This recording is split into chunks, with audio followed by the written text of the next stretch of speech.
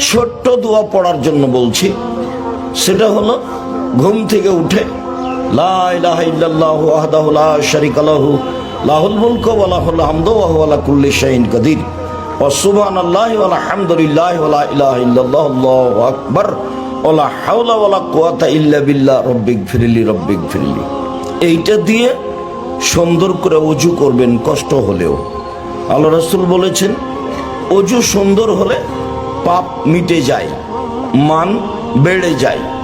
পাপ মিটে যায়, মান বেড়ে যায়। তার মরে যাওয়া ভালো, তার বেঁচে থাকা ভালো। তার মরে যাওয়া ভালো, তার বেঁচে থাকা ভালো।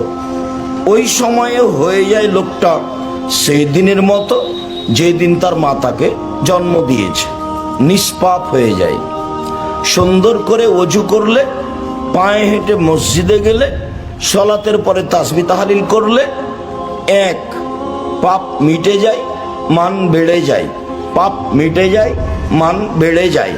দুই, মরে যাওয়া ভালো, বেঁচে থাকা ভালো। মরে যাওয়া ভালো, বেঁচে থাকা ভালো। তিন, হয়ে যায় সেই দিনের মতো যেদিন তার মা তাকে জন্ম দিয়েছে, নিষ্পাপ হয়ে যায়। সুন্দর করে ওযু করলে তিনটে হয়।